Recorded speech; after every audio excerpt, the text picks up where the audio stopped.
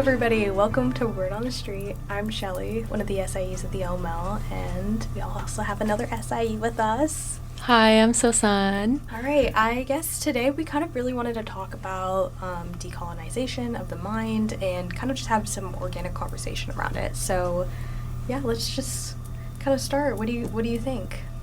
Yeah, I guess to give a little context, when we say decolonize your mind, we're kind of talking about open-mindedness and how societal structures and I guess the way our world works has restricted our minds. So we're going to be exploring how you can bring that open-mindedness back and decolonize that.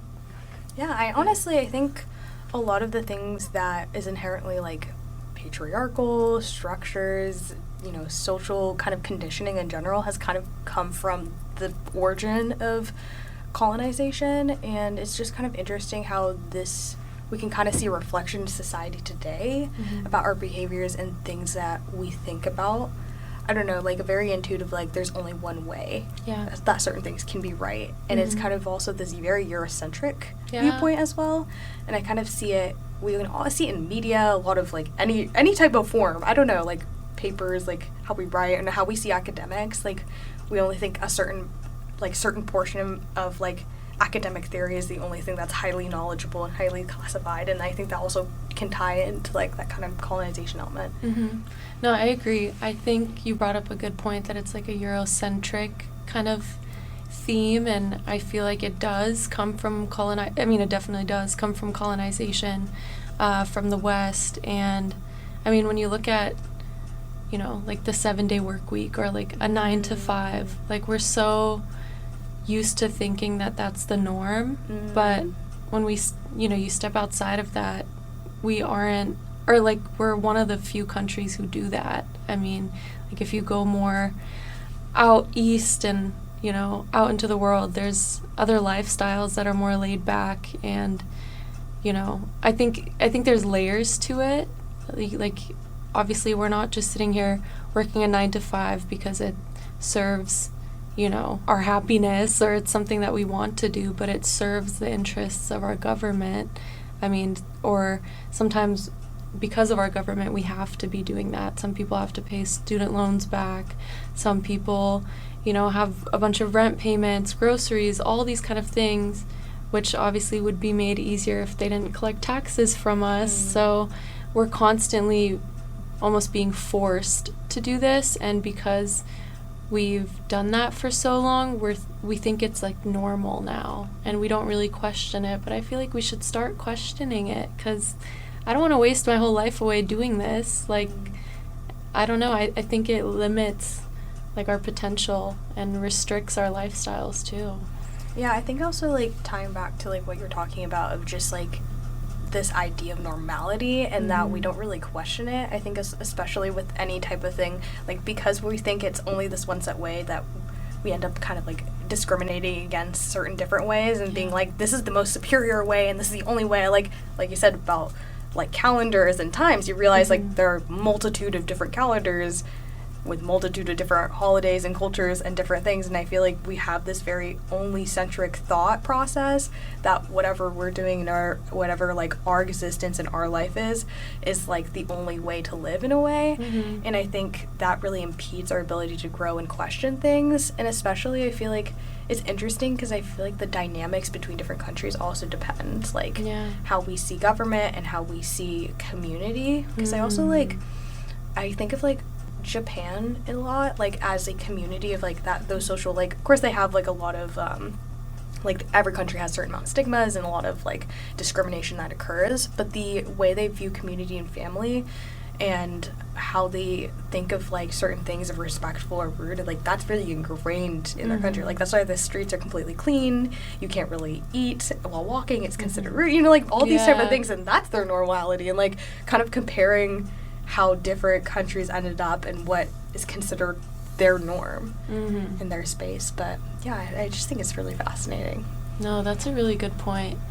I think like community is really important, and I think it's easier like in the US to uphold these structures because everybody's so individualistic, and it's kind of just like normalized to us to be like, okay, I need to find myself and I need to figure out this job, I need to do this. But I mean, realistically, you don't have to do anything. You don't have to like find yourself or like get a career. Like, I think like when you think about career and all of that kind of stuff, it's more so you just got to find, or you don't have to do anything. I want to clarify that, but I think it's nice to be able to find your interests and like your passions, but the way that we operate and have to generate that into like income and like have to make something out of it restricts us. It takes the fun away from it.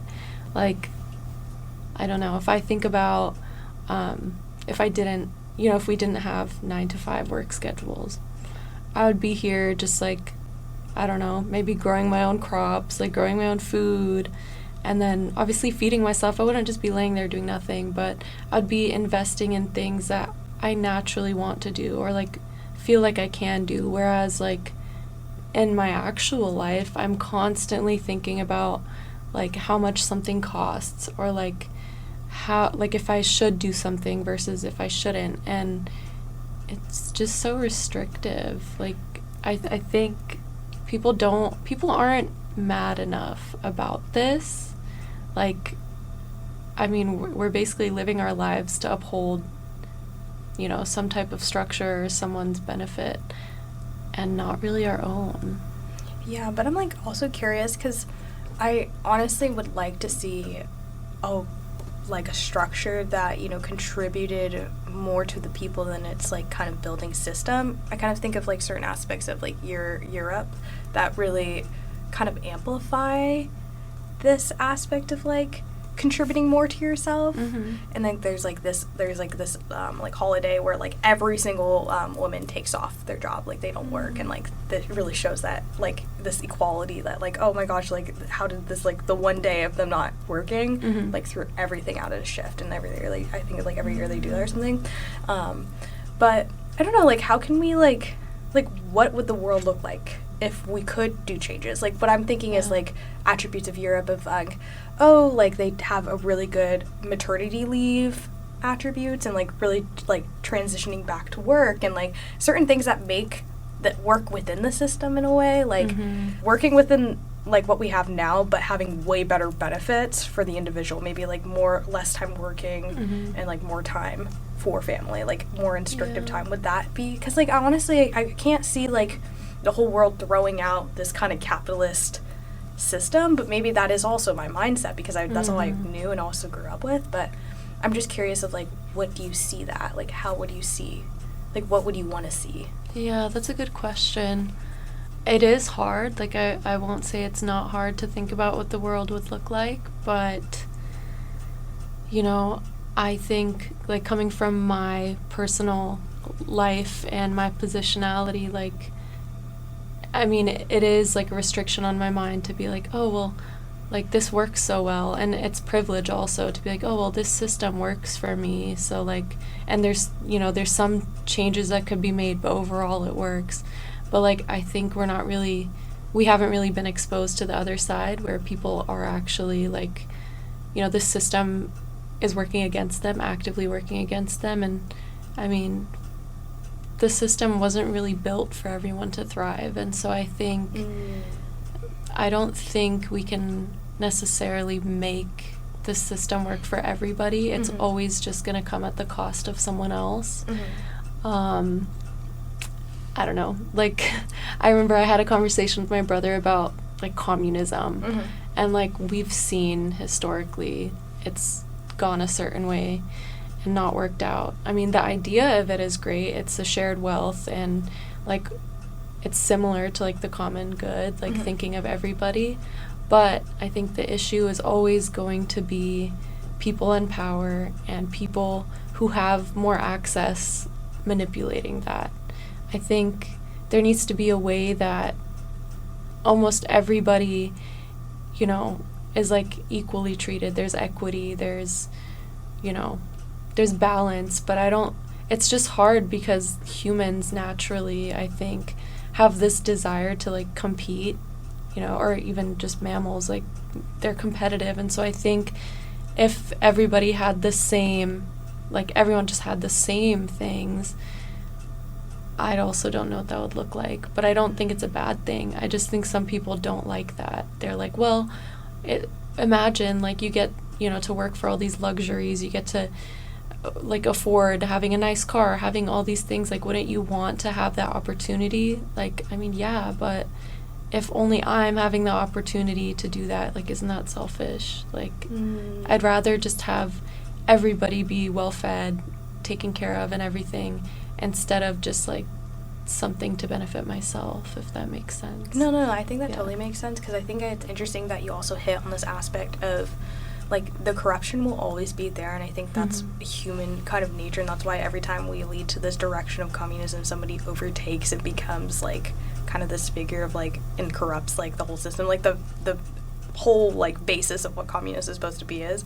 At the same time, I think we need to really focus on closing those disparities, like you're saying, like closing, like we don't necessarily, the whole point, like I see what you're going for, like you can correct me totally if I'm wrong, but like it seems like you're trying to emphasize that we need to close the gap. Like there doesn't have to be this high elite versus the low class. Like there doesn't need to be a low class in a way, and there will be kind of conversations, and people will probably disagree for that matter, because you're like, you always will have a low class if you're going to have a high class, and like I don't really know how structurally that works, because I don't know a huge theory about that, but in some ways it's like we can still be supportive of like, if the most wealthiest continue to help the least wealthiest, technically there would be a amount of equality happening, like more within that process. And I could see like if we actually like, like we have like quote government help, but like if we actually had extensive actually working systems within that, like we all want like free healthcare, but like like even with free healthcare in other countries,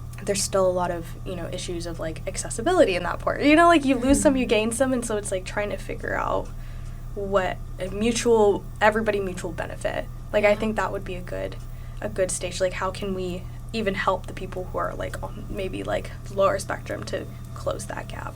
Yeah, no, I think you definitely hit the nail on what I was trying to say. And I agree. I don't think we can live in a perfect world where, like, every single person's happy, because that's just not realistic. Like, everyone has preferences, everyone's different. But I think we need to figure it out in terms of, like, just basic necessities, first of all. Like, basic human necessities, like food, shelter, water, all those kind of things. Yeah, I don't know. It's such a hard question. Yeah, like sorry, something that came to mind. No, go for it. That was people resist the change, and that's actually a huge thing that I was like kind of seeing from what you're saying is like like these park benches, they'll make them like anti-homeless safe, like they'll make them uncomfortable so people can't literally sleep on them, and it's a very strategic thing where like people, I was talking to somebody, he was like, oh, like people in our neighborhood were trying to build a homeless shelter nearby, and people were uprioted for the fact that they were creating a homeless shelter nearby, because then they're like, oh my gosh, there's gonna be a whole bunch of homeless people nearby and blah blah blah, you know what I mean? Like it's just like this type of pushback which leaves no room to grow, no room to like have this type of goal. Like we need to change our mindset of like us versus them versus all of us, like this type of unity, because I feel like it's so easy to divide everything in our heads, especially, and like even with hierarchy and like education, like you just don't know enough and like blah blah blah blah blah, but like I don't know, there's just a lot of tension I can see, Yeah, no, I see that. I think that restriction, those are colonized minds, and I think all of us to some degree are colonized, because like for me, when I try to think of this question of like, okay, well then what would I guess the US or the world look like without government? Like initially when I started thinking these things, I was like, okay, it's either government or no government, but like why? Like why do I have this binary mindset? Like things don't have to be one way or the other. Things can be different. Things can be like unique. Humans are dynamic. Like why don't we just make a whole new idea? I think we're also restricting our creativity too. Like people are just too comfortable, I think, in the way things are, and change sounds scary to them, to the point where they're like, okay, well, let's work with what we have and try to change it.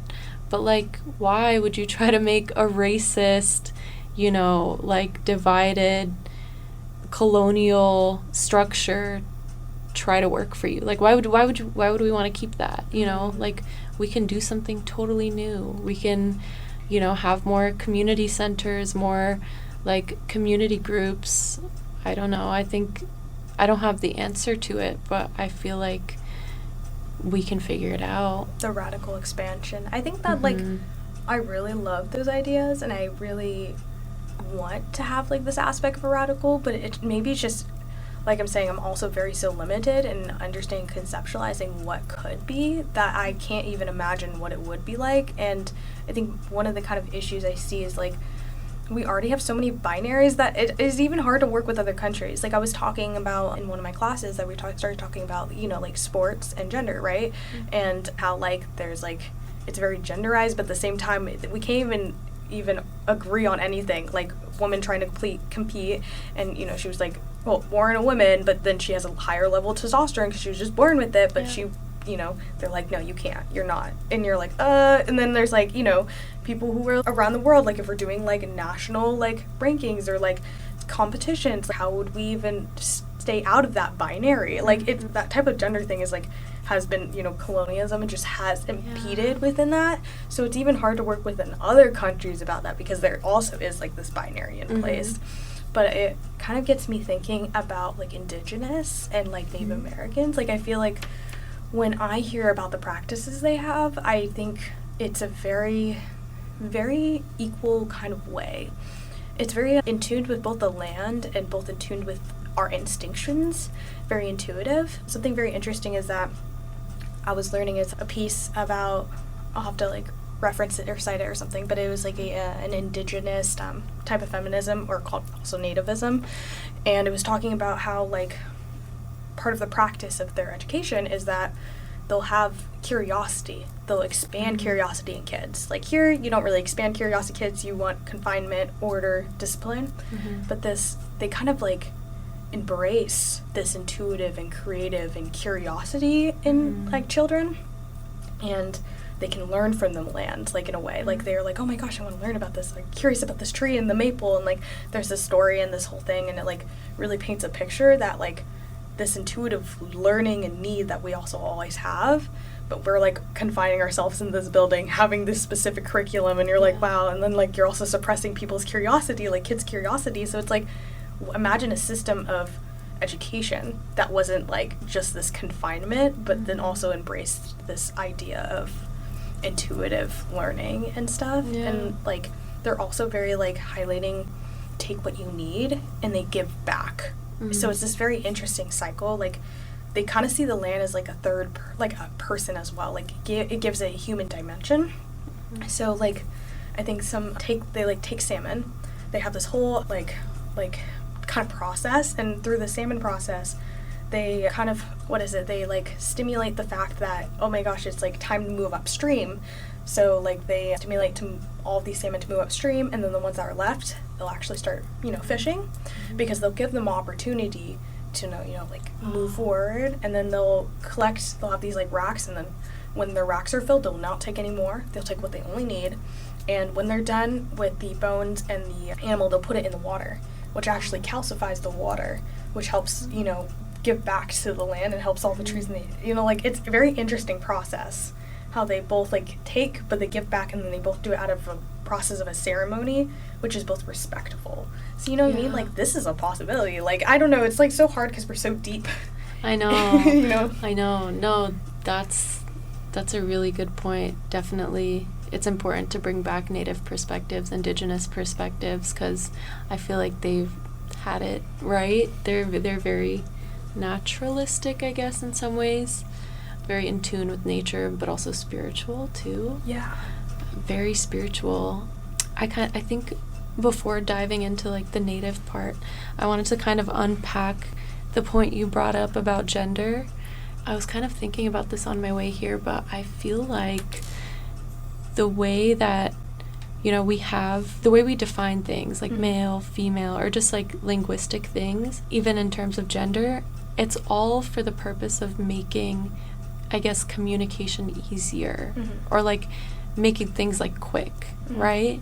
But like that's a problem. That's still restrictive. It's not, at the end of the day, language will never encapsulate like to the full extent like human experience, human emotion, like the components of something. I mean, I took like a biology class called Human Reproduction and Development, and we talked about how the binary it's not a thing. Like, we looked at like, you know, the way, you know, human reproduction happens and like, what's it called, like fetus development. And there's so many factors that can impact like testosterone or estrogen levels, or, you know, they're like reproductive parts, and you can have a mix of both. See, I don't want to say the word both, but you can have a mix, or you can have like variety. And, you know, the way that we have things set up is just not, it just doesn't encapsulate things fully, you know. I think too on like translations between languages too, because I speak Farsi, and I was watching this like clip on TikTok, and it was this guy like speaking Farsi, and there was like subtitles under it translating it to English, and it just felt so different hearing it in Farsi. Like, the meaning hit so much harder, but then when I read the subtitles, I was like, no, like this is not encapsulating anything that he's saying, even to the fullest.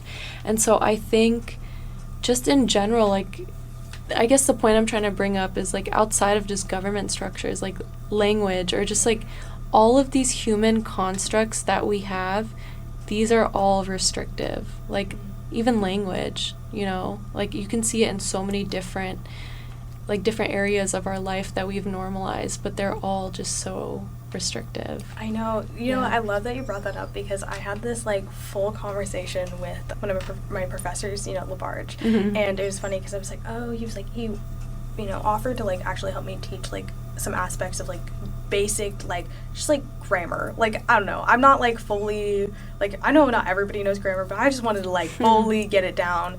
And I was like, you know, I was struggling, and he was like, oh, I can help you, and blah, blah, blah. And we went into this huge conversation about like linguistics, and how language itself only like gives us a specific perception of how we can even explain it. Like, we limit ourselves, even within our own language, to encapsulate feelings, emotions, and expression. And that is like such a huge thought to me. I'm like, whoa, like my language limits even my thought process, my experience. Because I like he kind of talked about an example. He's like, you know, when you're like a kid and you barely know like any words or any understanding, but you view the world in just fully. You know what I mean? Like, you don't have an explanation. It's just like this full, like, pure experience. This Nishida reference from his philosophy. But like, it's just this experience that you're just like sitting there and you're absorbing every single thing. Like, I don't know, that's just so interesting to me. It's not like we're conceptualizing, we're not like figuring out a word for it. We're just like seeing it as it is. And it's like, wow, like linguistics plays such like a restrictive component to our capabilities to even express things, and like how language itself was specifically constructed to be like even replications of other things. So it's like at some point, like, you know, like everything is just pretty much limited. Like everything was a construction for something. This was not some just like we were born with this like type of thing. This is all people before us constructing and trying to make it easier for us to like interact. So interesting. I really like that point. Yeah, no, thanks for bringing that up. I think it's interesting. I had a point. Oh, okay, I remember what I was going to say. That kind of just made me think of my Buddhist philosophy class I took last year, of how attachment, this is like the most basic line from Buddhism, but attachment is the root of suffering. And, you know, when I think of this topic, like how used to everything we are, like how comfortable we've gotten and attached to like using language to describe things, or, you know, doing XYZ, whatever I do in my daily life that I'm just so used to, like I'm attached to it in some way, because I'm like, you know, it's been normalized. It's something I'm just like used to doing. Like, it conveniences my life for me. I am attached to it, but that's causing me to suffer, you know. It causes you to see things a certain way. It causes you to think a certain way. And always have binaries. Like if something doesn't go one way and then it goes the other, I'll be upset, you know? Yeah. And it's like, I don't know if I'm going off base with that, but I think like in total we're just limiting ourselves with these things that we've normalized. Yeah. Okay, that actually brought something up to mind. Is currently in one of my classes. It's my feminist theory class. We're kind of reading over this book, the Argonauts, and it kind of, like in class we were just having discussion and blah blah blah, and like we were talking about this quote, and the specific quote was talking about this woman was having a baby, but she found out it was going to be a male. And she had a lot of feelings against that, like a lot of emotional turmoil in that way, because I feel like when we have children we want to have like a replication of ourselves in a way, and this like, oh, I want like somebody, like I want to have a girl to be like me, like type of thing. But it was just kind of interesting to kind of tie this in, but it was the fact that it's like, oh, because it was, you know, the sex was male, then it meant automatically the gender would assume to be a boy behavior, quote, you know, this kind of binary ideology, you know what I mean? And I was thinking, I was like, oh, like, well, we don't know what this person's going to be like.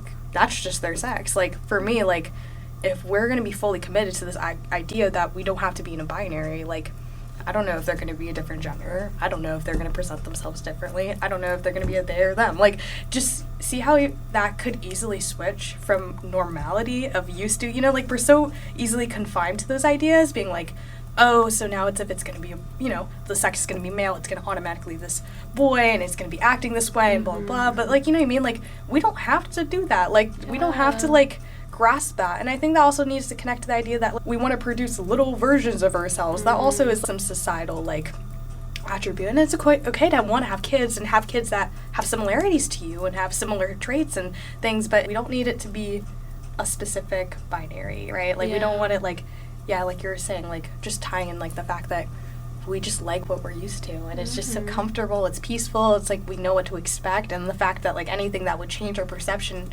freaks people out, like, it's just unnatural, it's it's unnormal, like, you know, type of thing, and you're like, you know. I know. Yeah, and I think, yeah, that's a really good point. Like, we need to embrace, like, I was going to say uniqueness, but if you think about, like, even the words we have to describe non-binary things are just, like, exclusive or, like, exclusionary. Oh, yes. You know? So I guess embrace the dynamicness. I don't know. I think we need to just embrace whatever we're given instead of trying to, like, define it. And I think some people, like we said before, people's minds are kind of, they restrict themselves, or they're just, like, conditioned to be that way, so it's hard for them to see things that way. But I just, like, had this memory of myself when I was younger.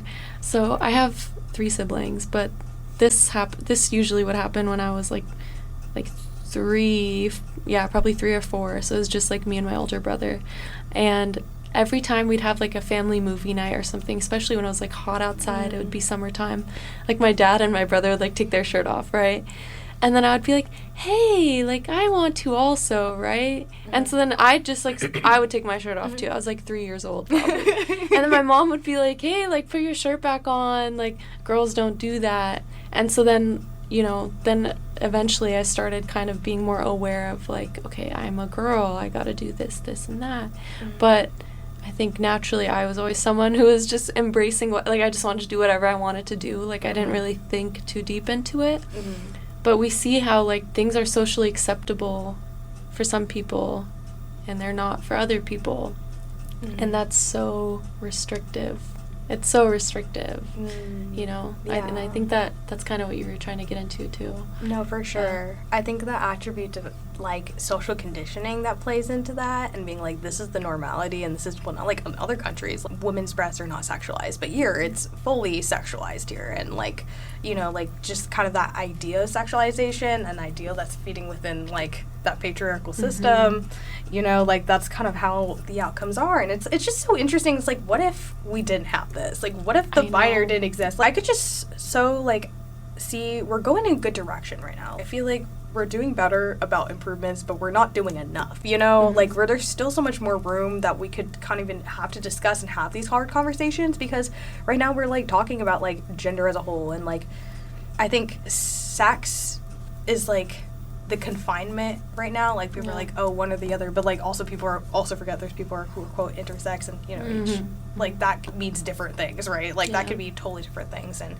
I don't know, I just the mindset of just conditioning. I don't know, like how do we like take people out of that social conditioning? That's what my question is, because everybody has different people, different parents, different things, but then at the same time we're both like, us doing that, would that also be kind of in a way indoctrinating others? Would that also be? I know that is kind of far stretched in some ways, but how can we do this in a way that is, I don't know, not doing the same thing as we previously done in history? Like not imposing our will onto somebody else, like letting them kind of just have the freedom to figure it out. Yeah, I think about that a lot too, because I'm like, I don't want to seem like I know everything. Like I could also have it wrong. Like generations after me could come and be like, no, you had it wrong the whole time. No, that's a really good point. Like I guess going back to what I was saying, like the things we use in our daily life, like language too, it's just restricting us. Like when you think about, like I don't want to say this to try to like, you know, discredit or like, you know, I'm not trying to say anything bad about this, but when you look at like all of the different like, you know, terms, I guess, like what was I gonna say, like how people like in the LGBTQ community, for example, like how they define, like how they want to be characterized, like non-binary, or there's a bunch of other terms. I was gonna bring one up, but I just can't think of it. But there's a lot of like labels, right, to like describe a certain preference. And I guess when you think about it, it's like we shouldn't even have to do that, you know? Like we shouldn't even have to define it. They shouldn't even have to define it. They should just feel free to like be themselves. But because of the systems in place, we're restricted and forced to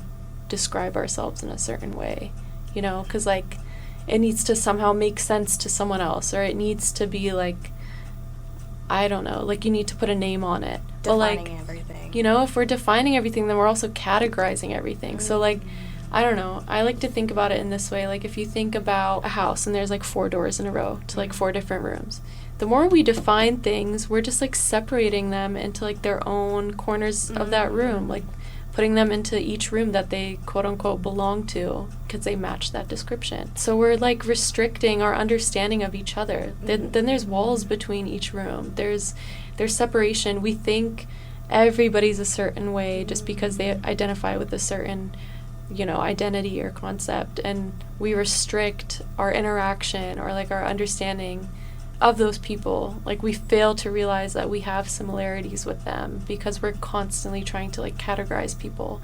Like I think all of these things, like everything we've had to say goes back to colonization, because like, you know, if you think about even like how language came about, you know, you think about English and how much it's spread all over.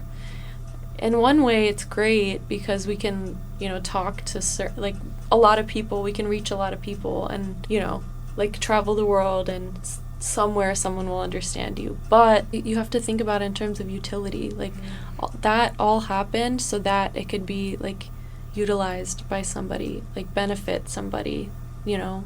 It like always at the end of the day is to simplify and make things easier for somebody to carry out something specific, if that makes sense. No, I see what you're talking about, because I think you're specifically going to this idea, like this superiority also element. I noticed that this was a huge thing, like if you didn't know English, then you're completely stupid. You know, it's like that assumption overrides too, like that superiority thing as well. You can see that push of language. And some of the things that I was kind of thinking about when you were talking was this unification, and you're right, like people are going to these separate rooms. They're creating more doors so more people can file into these rooms. But I thought of this interesting perspective. There's this type of philosophy that people have been talking about, and it's the people who go to space. So people go out in space, and for the first time they get to see the world as a single unit, like as one. And for the first time humanity feels so singular, so small. And I think when we pull ourselves out of that perspective of this divide and these like distinctions and these things, that we realize we're just on this one planet and we all share it together. Like how crazy is that? I don't know, it's just that concept is so like bewildering in general. Like I don't know, it's very astounding. And I think those doors and those spaces that we're creating also make it even harder to grow, like you were saying. I was thinking, what came to mind was transfeminism. So transfeminism is, a segment of feminism, and we were reading some literature over it, and we're talking about how even within trans individuals, they feel so need to fit the binary to be accepted, that they can't do one or the other. They have to be fully transitioned. Like, the only way they can be accepted is they fully transition within the binary, right? Like, how messed up is that? Like, we're all, like, in attributes of a spectrum. You don't need to get specific surgeries to be in this binary to be considered this person. Yeah. Like, that doesn't even necessary. And also, if they do want it, it's okay, totally okay. Gender affirming surgeries, they're life-saving, they're changing, and they're also very, those type of things are really good tools for people who, need that attribute. But also, I'm just kind of getting to that specific point where, like, trans people feel the need to fit a specific look away. Like, they fully feel like they need to medically transition, and there's a lot of push of that, and also it doesn't really matter in the end, in my opinion. Like, if you believe you're a woman, fully, like, that should be all accepting. Like, there shouldn't be, you have to fit the specific binary to be trans. Like, that shouldn't be a thing. And I think what this interconnecting thing with transfeminism is just interesting, because it's just the idea that even our way we word things and the systems that we built just continue to still divide and not open up space for them. Yeah. No, I totally agree with that. Like, people just think it's one way or the other, and that's the whole issue. Like, I really like that you brought up, like, the unity of humanity, or, like, interconnectedness, because that's something I see a lot with, like, indigenous philosophy, native cultures, like, even within Eastern cultures, like my own culture. We see everything as interconnected. We see everything. We try to put ourselves in the shoes of others all the time. Like, and I think that's just, I don't know, this interconnectedness is so important. Like, we got to stop restricting the way we see things. We got to stop restricting, or, like, trying to define ourselves or define someone else, because we're just putting up walls between us and them. I'm not going to name the professor, but I had a professor who was talking to me about, how we have to secure our borders.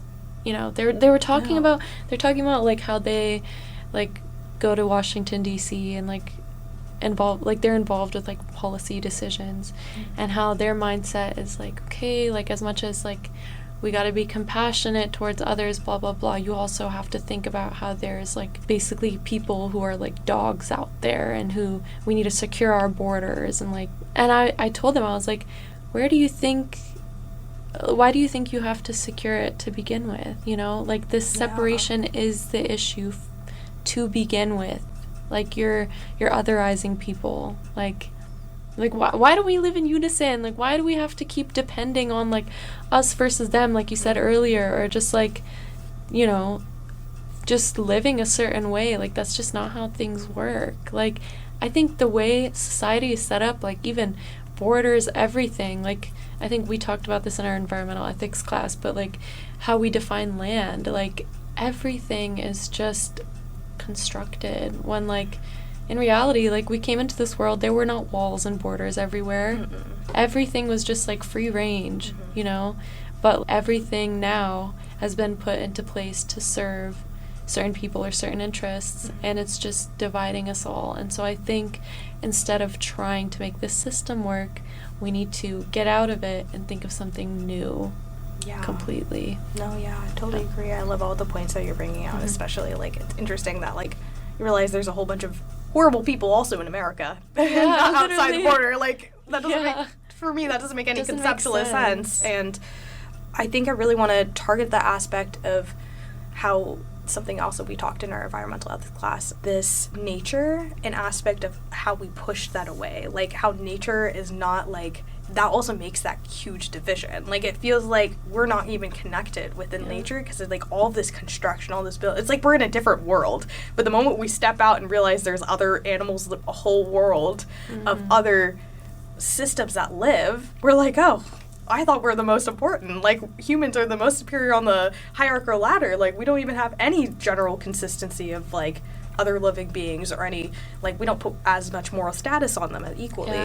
And I think also it's just, like, interesting how, like, that's the aspect of colonization, right? Like, us pulling us away from that nature element, pulling us away from being that unity of one aspect, right? Like, look at us now. We're having a huge issue with global warming. Does whole portion people, like, huge portion of people don't care. It's because they don't realize how much it actually affects not just them, but the world. Like, this, like, unification. Like, we need to have this mindset that, like, if we don't do something, every individual has kind of a responsibility, and like, we all kind of, like, it's like a puzzle piece, right? Like, or a domino effect. Like, one thing leads to another, causes another effect, which harms another thing. Like, it's going to build. Like, you realize all of this kind of works together in a system. We can't just ignore that element. Like, if we're going to keep ignoring the element of nature and environmental, we're not going to have a world to live in. Just like, like, moving to the direction of just, like, ratification. Like, I think we need to really pull from that. I think we need to stop having this confined mindset that we were kind of built in and kind of indoctrinated to believe, because it just limits us completely. I know. And when you think of, like, the West, like, it's such a Western concept to view nature as, like, resources, you know?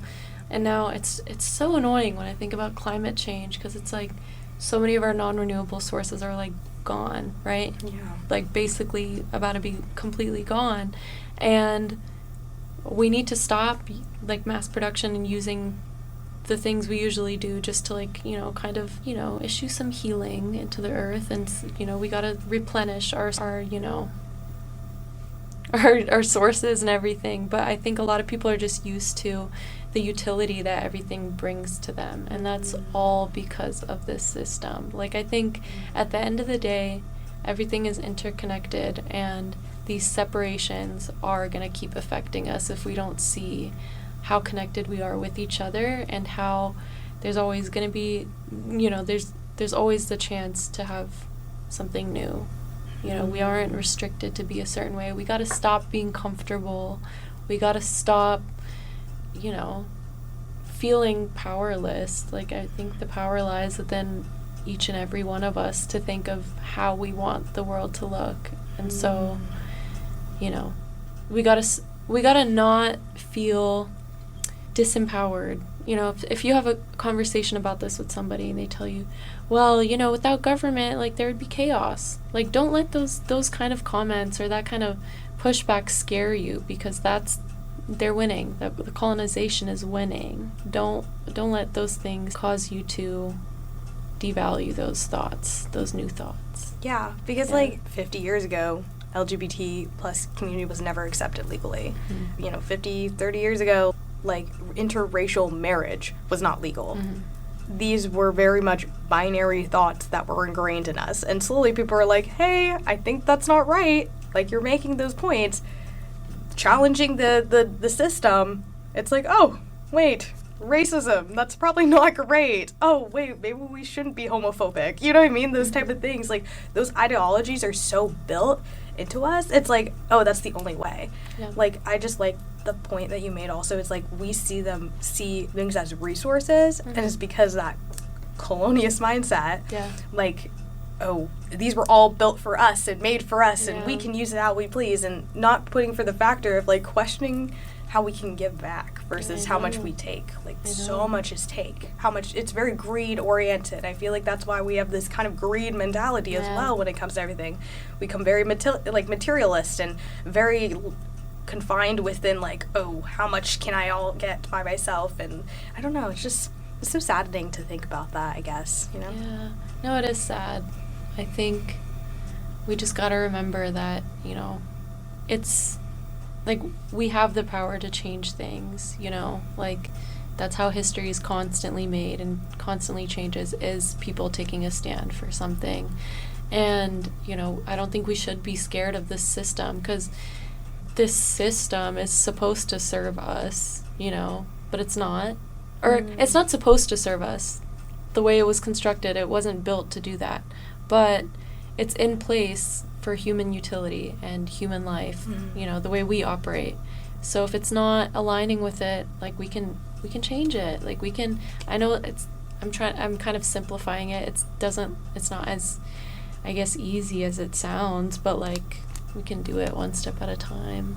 Yeah, I totally agree. I think that is what we need to have as a mindset. It's just that we have a lot of power to do actual things, and we need to think outside just the system, because, of course, we believe in a system. They told us conditioned us to believe Yeah. this is the only way, this is the right way, this is you have to go work this education, you have to get a job. If you want to be successful, this is the only way you could be successful. If you want to be good, like if you want to live with it, this is the only way you can do it. And I think the best way we can kind of just take a step back from, you know, in general, like what we're here to talk about today was decolonizing our mind. I think, you know, I encourage all the listeners out there to, you know, just reflect on how we know things. How did we become to know things, right? Like the epistemology of knowledge in general, like why do we believe the things that we actually believe in? You should be questioning yourself. You should be thinking rationally. You shouldn't just be confined in that. And I think in general, it's time for change, you know? Yeah. No, yeah, I really hope this resonated with all the listeners. And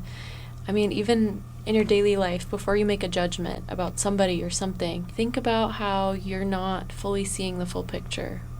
Just tell yourself, okay, I probably don't know. I don't know the full picture.